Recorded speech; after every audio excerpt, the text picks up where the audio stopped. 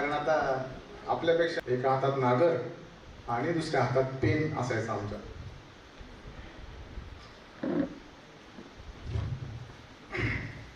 वडील नेहमी म्हणायचे, अरे बाबा, संत ज्ञानेश्वर, संत तुकाराम यांनी एवढे कष्ट केले, साहेब पदावर असले तरी अजूनही संघर्ष. आता इथं सकाळी ते 6ला निघालेले आहेत. काही गरज नाही कोणासाठी, कोण कवी, कोण साहित्यिक, कोण मित्र, असं हे सगळं आहे. वडिलांनी शिकवण दिली, पण वडिलांसारखी सर कधी जगण्यात आली नाही. दाण्या दाण्यावर माती लुटून, दाण्या दाण्यावर माती लुटून मी चाललोय बांधावरून बापावानी. दाण्या दाण्यावर माती लुटून मी चाललोय बांधावरून बापावानी. पण खळलेल्या बैलांसाठी येतात कुठं मला गाणी. मी आज लिहितोय, पण जे बैल खळलेले आहेत त्यांच्यासाठी मात्र मला गाणं म्हणता येत नाही. ही खंत मनात आजही वाटते. खरं तर मी भाग्यशाली आहे, कारण या नभाने या भुईला दान द्यावे, या मातीतून चैतन्य गावे, अशी कोणती पुण्याई आली फळाला, जोंधळ्याला चांदणे लगडून जावे. आज तसं मी भाग्यशाली आहे. ज्या महाविद्यालयात 11वी ते अगदी MA पर्यंत मी शिकलो, मला कवितेचं सगळं ज्ञान, कात्रे सर असतील, गंधे सर असतील, गोसावी सर असतील, होळकर सर असतील, सगळे इथे सगळं आज उपस्थित आहे. सगळं मित्रपरिवारांनी, ज्या मित्रपरिवारांनी माझी कविता डोक्यावर घेतली ते सगळे उपस्थित आहेत. आणि त्यांच्या समोर म्हणजे ज्या लोकांबरोबर मी अगदी कामं केली, मित्रांबरोबर अगदी आडजी पडजी असते, त्या पडजीने कामं केली सोंगण्याची वगैरे, ते सगळे उपस्थित आहेत. आणि त्यांच्या समोर हा सोहळा होतो आहे. खरं तर मी भाग्यवान आहे. म्हणजे असं भाग्य कोणाच्या वाट्याला कधी येत नाही. तर खरं म्हणजे मला कवितेची आवड कशी निर्माण झाली की ज्यावेळी आम्ही 11वीला इथे आलो, गंधे सर मराठी विषय शिकवायचे आणि ते शिकवत असताना की आमचे माजी विद्यार्थी असे आहेत म्हणून ते आम्हाला असे सांगायचे. मलाही मनात कधी कधी वाटायचं की बाबा आपणही त्यांच्यासारखं काहीतरी करूया. आणि मग मी माझी पहिली कविता लिहिली. म्हणजे मी प्रयत्न करून बघितला आणि ती सगळ्यात पहिल्यांदा मित्रांना ऐकवली. आता मित्रांचं म्हटलं की ते 11वीचं वय होतं. त्या 11वीच्या वयामध्ये एक आकर्षण होतं, आकर्षण म्हणजे ते प्रेम वगैरे सगळं असतं असं काहीतरी. आणि मग त्या इतरांनी वावा म्हटलं पाहिजे यासाठी मग कविता लिहायला सुरुवात केली. ती पहिली कविता आहे माझी. म्हणजे मुद्दाम ऐकवतो कारण आता जरा गंभीर वातावरण थोडं तयार झालं. तर पिंपळपान नावाची कविता. म्हणजे पिंपळपान त्या काळात नुसतं असं लवचं चिन्ह, ते बदामचं चिन्ह जरी काढलं ना ते धाडसाचं काम होतं मोठं. की जर कोणी जास्त बदामचं चिन्ह काहीतरी कोणीतरी आकार काढला ना त्याला शिक्षक खूप मारायचे. आता हे सगळं खुलेआम झालंय, सगळ्यांना माहिती आहे. तर त्या पिंपळपान नावाची कविता मी लिहिली होती. ती मित्रांना खूप आवडली. मला वाटलं की अरे मी पण कवी होऊ शकतो. 3रीला होतो तेव्हा माहीत झालं पिपळाचं पान. 3रीला होतो तेव्हा माहीत झालं पिपळाचं पान. पण त्यात आला कुठून रामाचा बाण. म्हणून विचारलं एका कॉलेजच्या पोराला. म्हणून विचारलं एका कॉलेजच्या पोराला. त्यानं सांगितलं त्यात आहे जान.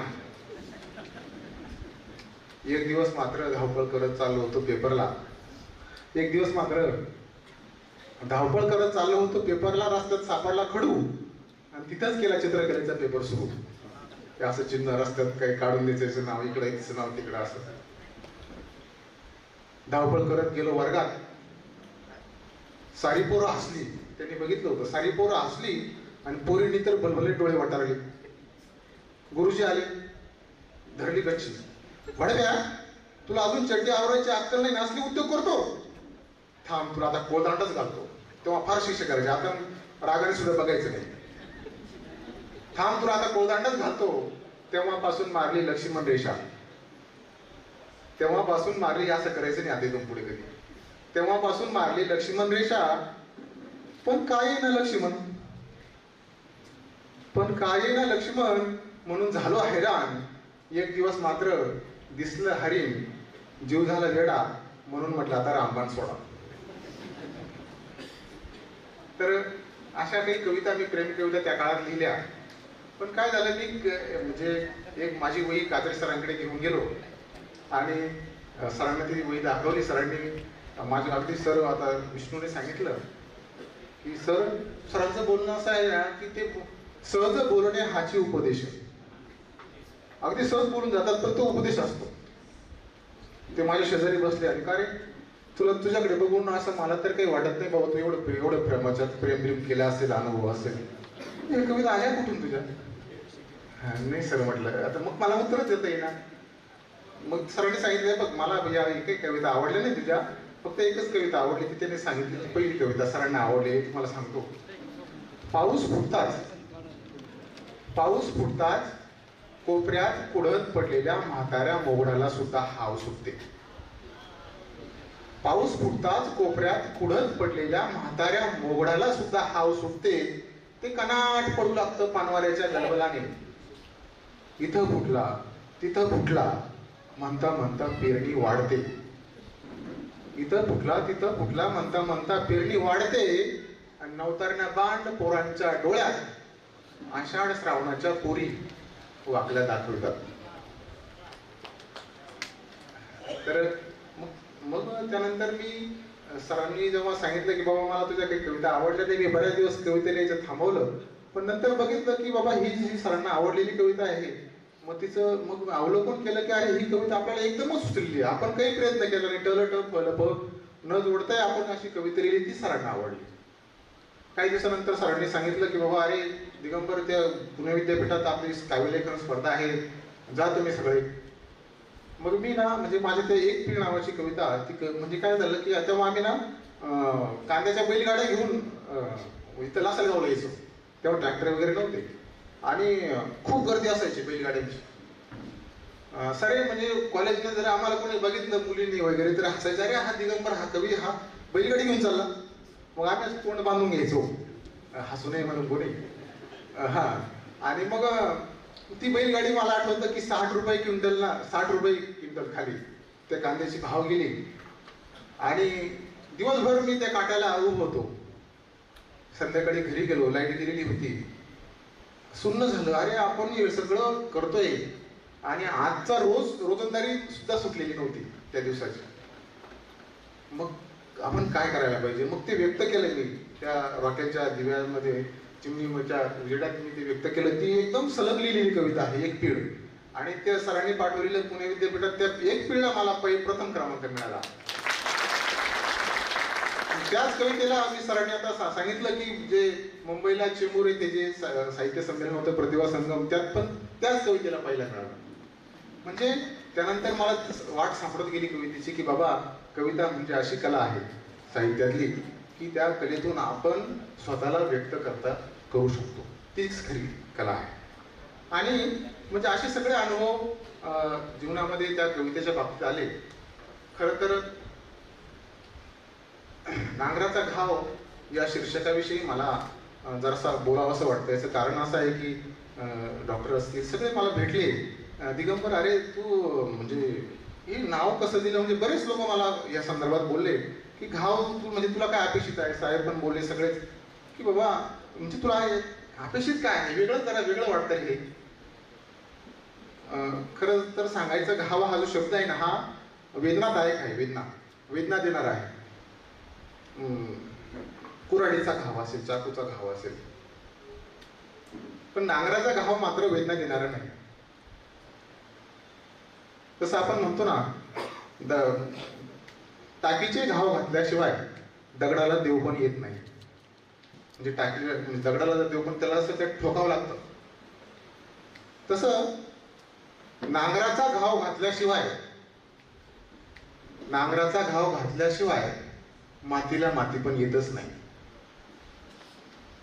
म्हणजे काय की आपण जेव्हा पीक घेतो ते पिकाची म्हणजे जर समजा नांगरलंच नाही तर आपण पिकच घेऊ शकत नाही, तिला माती बनच येत नाही.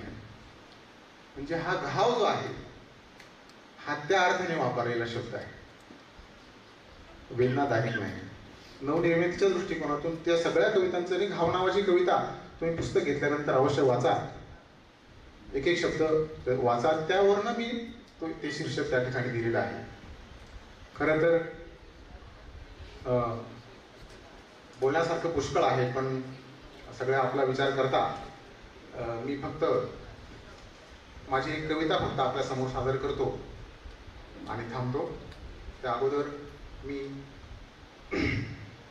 सर्व उपस्थितांचे मनापासून आभार व्यक्त करतो, कारण ज्यांनी खरोखर हल्ली आज कुणालाच वेळ नाही, तर सगळे उपस्थित आहेत, लांबून लांबून माझ्यासाठी आलेले आहेत, मी फोन केला म्हणून आलेले आहेत.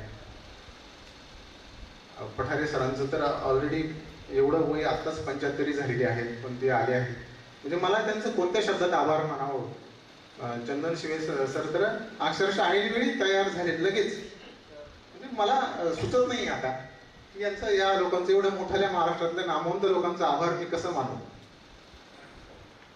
पण असो, साहेबांचं तर ऑलरेडी मी तुम्हाला सांगितलंच आहे, तर त्याविषयी मी काय जास्त बोलणार नाही. पण एक कविता आता आपल्या समोर सादर करतो आणि थांबतो. तलाठी तात्यास नावाची कविता आहे. आता तलाठी तात्या साहेबांना माहिती आहे की जर समजा एखादा खून वगैरे झाला असेल तर पंचनामा होतो, अगोदर जबाब वगैरे नोंदवले जातात. तसं पिकाचा खून देखील खून होतो. ज्यावेळी खूप पाऊस येतो, पीक अगदी सडून जातं, मग तेव्हा पण पिकाचा पंचनामा होतो आणि तेव्हा पण जबाब नोंदवला जातो. तो पंचनामा करतो तलाठी तात्या. एक वेगळी कविता आहे बघा. या मेलेल्या पिकाचा पंचनामा करा, या मेलेल्या पिकाचा पंचनामा करा, पण तात्या माझाही जबाब जरा ध्यानात धरा. या हिरव्या गच्च ऐन गर्भातल्या पिकाचा खून केला असेल ना, या टवटवीत हिरव्या गच्च ऐन गर्भातल्या पिकाचा खून केला असेल ना, तर तो माझ्या बापानं. तोच गुन्हेगार आहे या शेताचा, तोच गुन्हेगार आहे या पिकाचा, कारण त्यानंच केली होती, कारण त्यानंच केली होती या शेताची नांगरणी, वखरणी, ढाळणी, पेरणी. कारण त्यानंच केली होती या शेताची नांगरणी, वखरणी, ढाळणी, पेरणी, आणि त्यानंच सुपारी दिली होती त्या आभाळाला बरसण्यासाठी. त्याचा पहिल्यापासून संबंध आहे त्या आभाळाशी, त्याचा पहिल्यापासून संबंध आहे त्या आभाळाशी. नीत विनवण्या करायचा त्याच्या, नीत विनवण्या करायचा त्याच्या कट पुरा करण्यासाठी. आताही त्यानंच विनवणी केली होती त्याला, आताही त्यानंच विनवणी केली होती त्याला.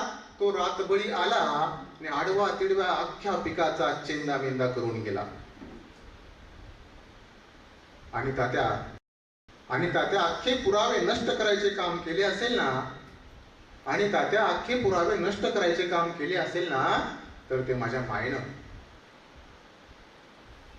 कारण ती एक वेळ उपाशी राहायची, कारण ती एक वेळ उपाशी राहायची, पण एखाद्या हब्या टाकीनी सारखी निंदणी, खुरपणी, टुपणी अख्खा उरकायची.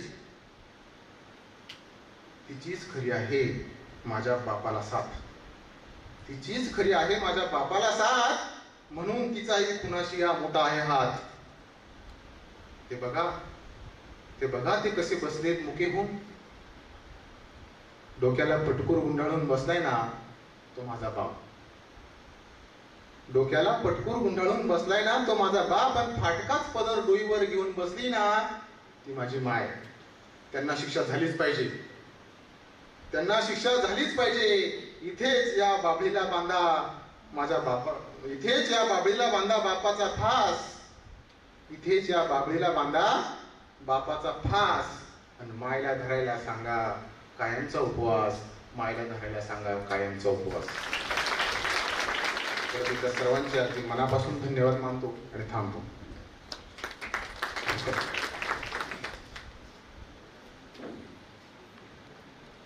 खऱ्या अर्थाने जगण्यात